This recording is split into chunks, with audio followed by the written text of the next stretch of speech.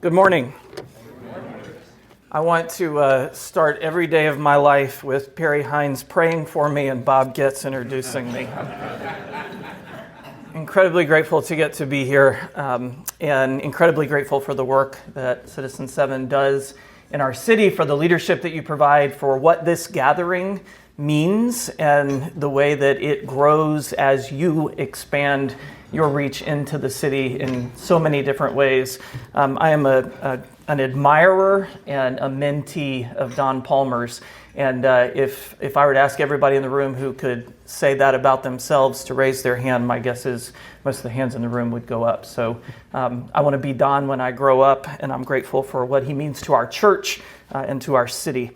I want to start in a way I didn't anticipate starting until about 4 o'clock this morning, because I had an experience last night that worked on me all night long, and I've decided to start in sort of a vulnerable way this morning because I think it illustrates the topic I'm going to try to speak on maybe better than anything I wrote earlier. At 10:30 last night, I was sitting at my kitchen counter with my wife. We just put our boys down for bed, and often, as those of you who have children, our boys are 12 and 9. If you have children or have had children of those ages, you know that sometimes that's the only time of the day that you and your wife might have to just have a frank conversation to talk about what matters.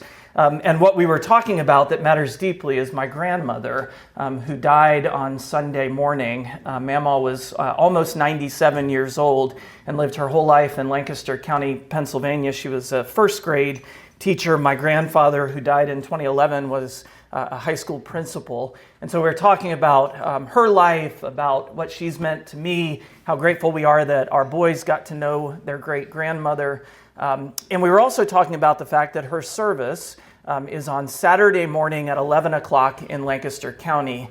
And so we were deep in the weeds of logistics about whether or not I was going to be able to make the trip to Lancaster County to be at her service on Saturday morning, where I've been invited to help my dad lead that service.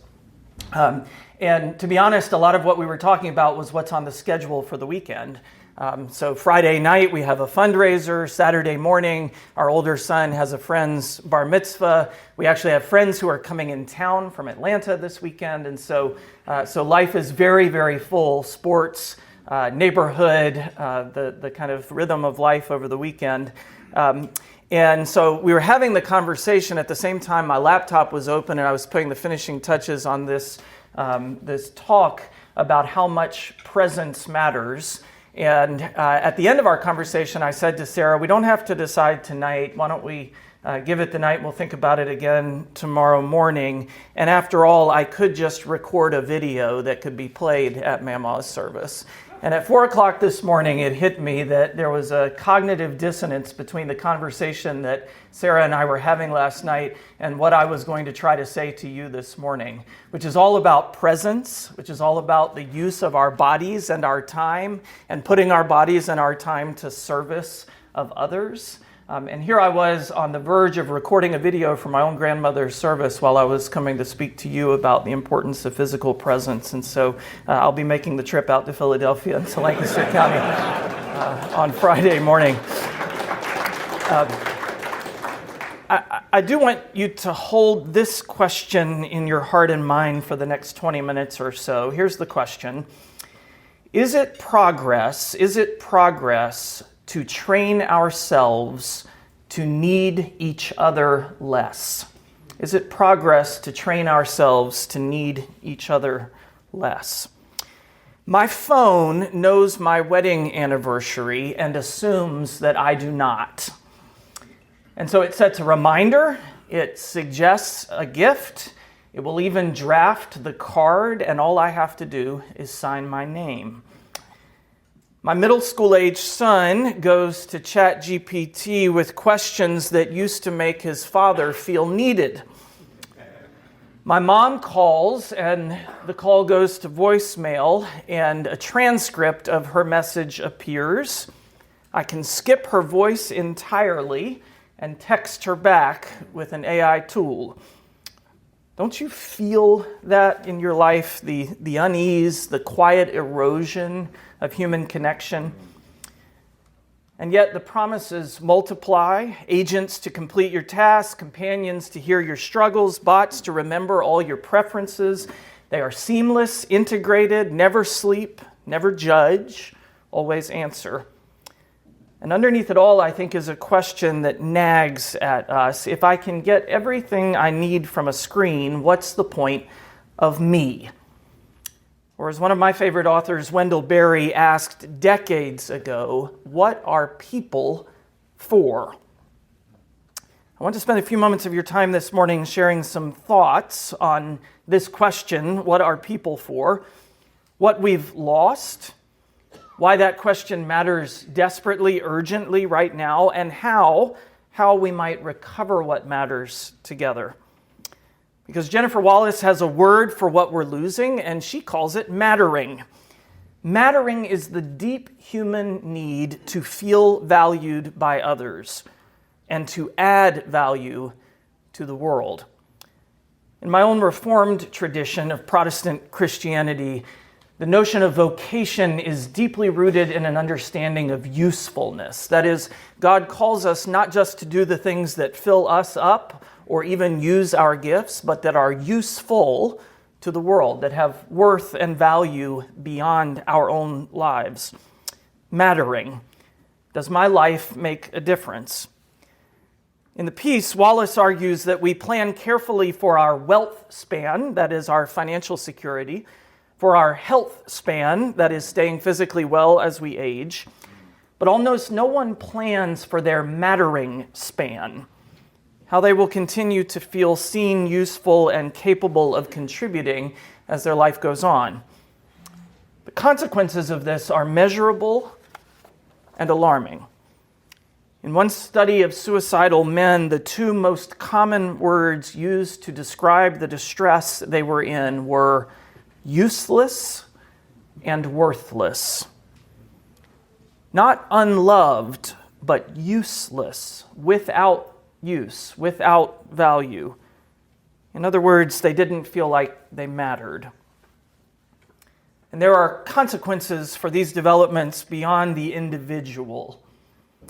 We're living in what researcher Derek Thompson calls the antisocial century, engineering whole lives around avoiding human contact.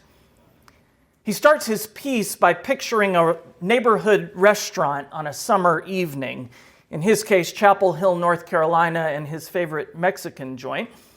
A family walks in expecting the usual chaos of laughter and clinking glasses, the hum of conversation, but instead, what they find is silence, the dining room empty. But business is booming.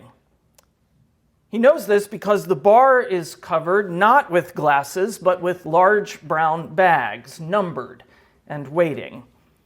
He watches as customers walk in, grab a bag, and leave. No eye contact, no words, no lingering. The emptied bar, emptied of bodies but full of bags, is a kind of parable for our time.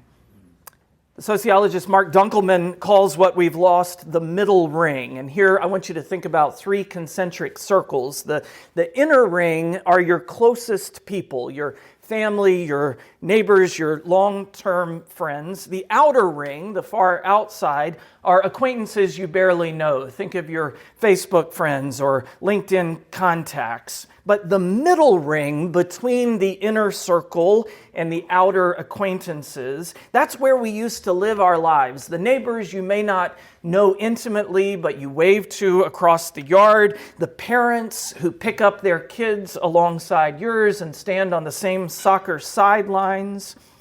The barista at the coffee shop who knows your order. The restaurant where your family goes every Friday night. Mark Dunkelman says that when the middle ring collapses, we lose the places where we're known, where our absence is noticed, where we mattered. And into this fractured cultural landscape and these troubled individual lives comes artificial intelligence. with promises that sound to me almost religious. Autonomous agentic ecosystems. Transhumanism, that is the transcendence of biological limitations. Digital immortality. The pitch feels to me relentless. Your humanity is an impediment to overcome. Your limits are a problem, but we have a solution.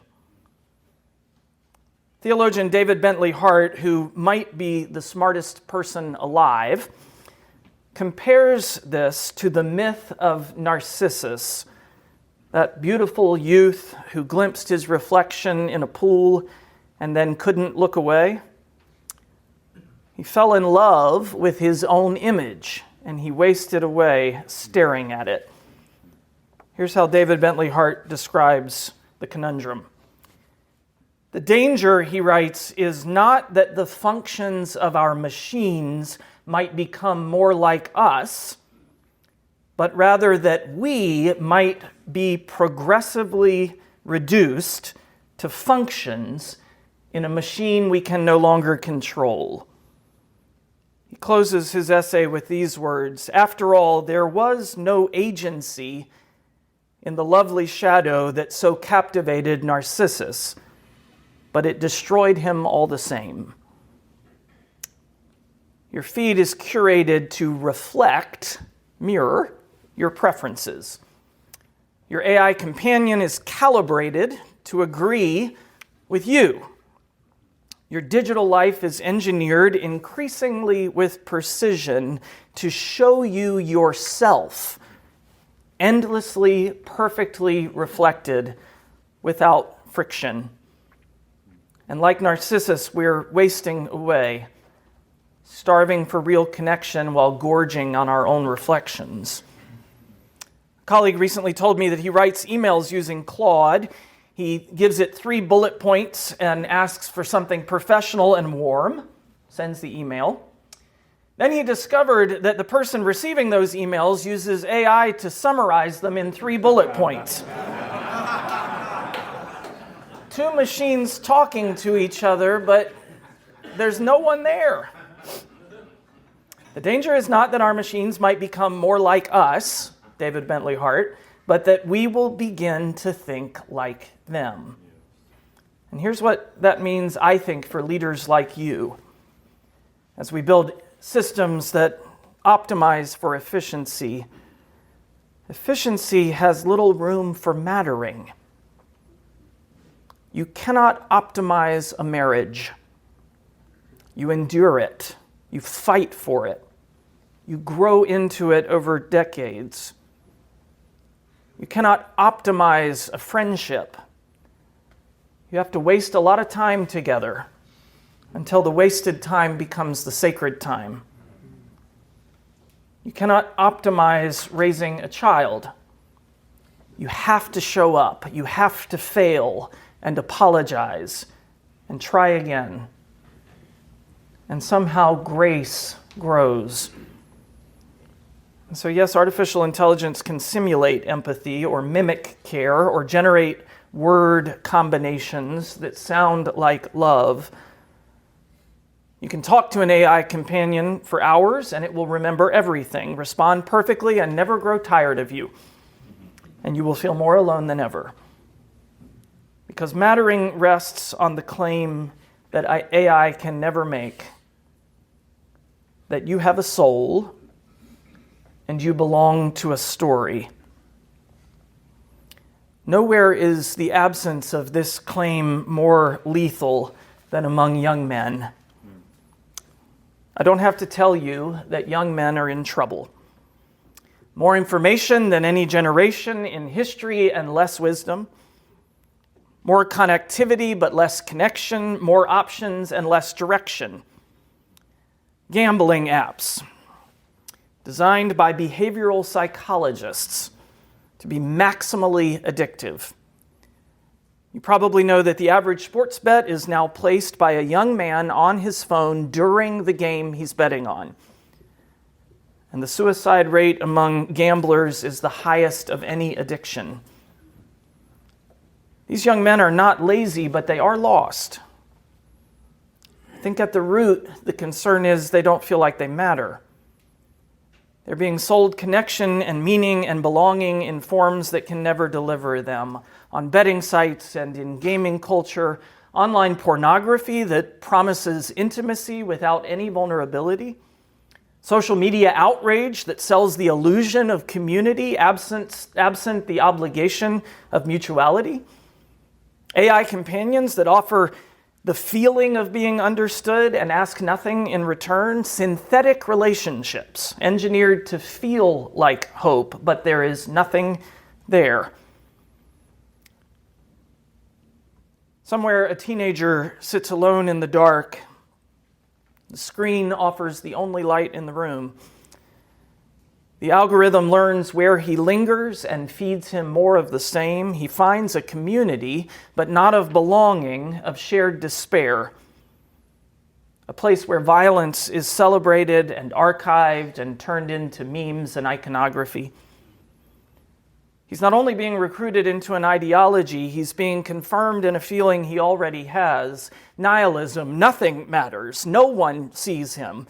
The only way to be remembered is to do something unforgettable, and violence always makes the headlines.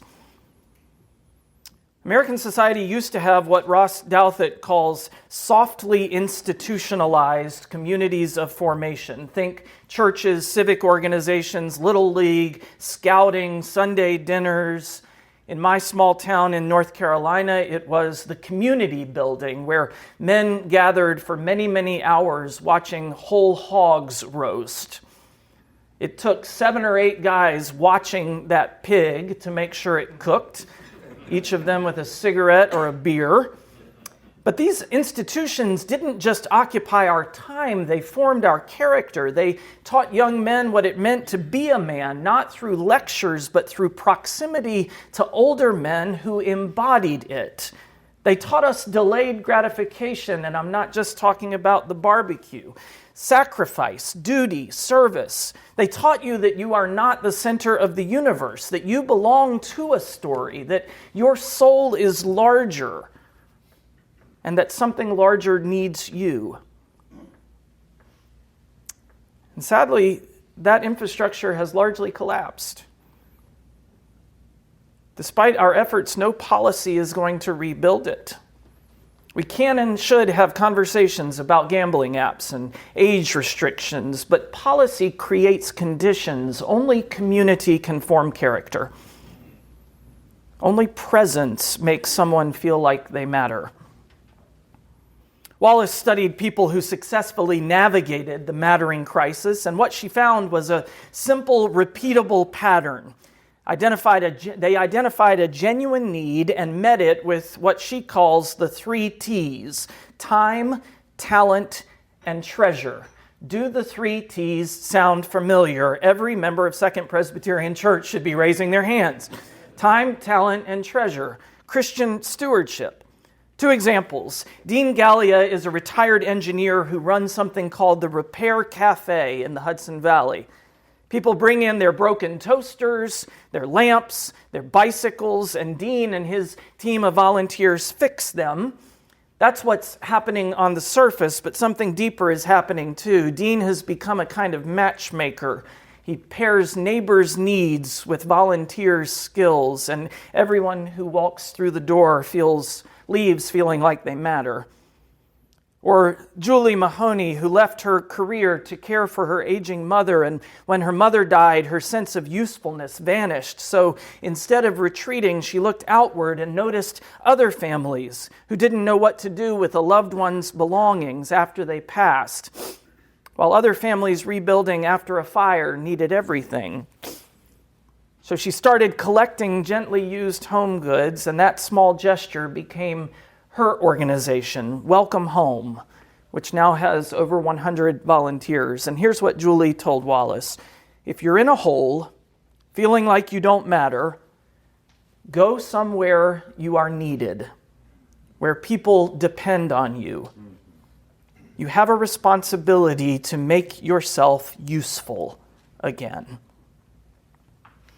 So what are people for? Here the preacher turns to his text.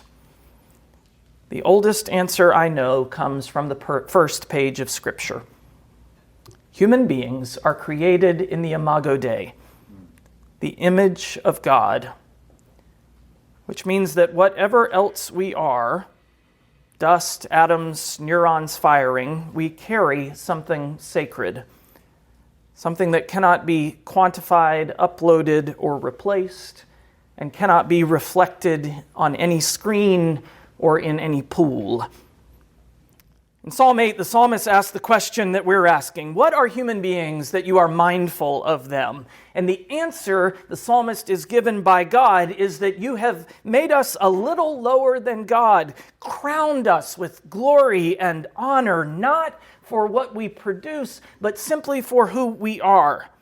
Christian theology says that God, even God himself, is not solitary. God exists in relationship, an eternal communion of love between Father, Son, and Holy Spirit. Relationship is not one of God's features, it is God's essence. And if we are made in the image of a relational God, then we are made for relationship, made to be known, made to be needed, made to matter, and to help others know they matter too. And by the way, this God, this infinite, unbounded God, chose limits. Got tired and hungry, wept and bled and died. The incarnation reverses the lie the digital age tells. Not transcend your humanity, but inhabit it fully. Not escape your limits, but discover God within your limits. Every year on Ash Wednesday, I press my thumb to foreheads and say the words that no algorithm could ever generate. Remember that you are dust, and to dust you shall return. A few years ago, I looked up and saw a man I knew, Ed Carithers. I knew him because 3 days earlier we stood together at his wife's graveside. He was married to Mary for 56 years. And when he stood before me on Ash Wednesday, the truth is I wanted to tell him to go back home. He'd been through enough. Why rub it in, literally? I pressed my thumb to his forehead and remember his hands trembling as our eyes met, and he whispered back to me, "Thanks be to God. Remember that you are dust. Thanks be to God for dust, for the ache of loss that proves the reality of love." And so if AI promises a life without grief or a curated existence where you can edit out all the hard parts and filter all the flaws, what grief reminds us is that love has a price. The proof it mattered, not a design flaw, but how we discover meaning we cannot fabricate. My friends, do not let efficiency replace presence. Do not let convenience replace commitment. Do not let the mirror replace the window. Do not let the algorithm raise your children. Here's a concern I want to name before I give you anything practical. Somewhere along the way, our culture mistook the tool for the telos, the means we create for the meaning that shapes us. We built machines and designed platforms and optimized systems and began slowly to let them tell us what our lives are for. A tool is a good thing, but a telos is a holy thing. Don't confuse them. So I want to close with 3 practical things for the men in this room. 3 pieces of pastoral advice this Tuesday morning. 1, I urge you to fiercely guard the experiences of deep formation in your life. I'm talking about the worship service, the Bible study, the weekly meeting, the therapy hour, the long walk, the silent retreat, bowl of ice cream shared with your wife at the kitchen counter at 10:30 at night, the Sunday dinner table with phones left behind, whatever is actually forming you into the human being you want to become, guard that with your life because your life depends on it.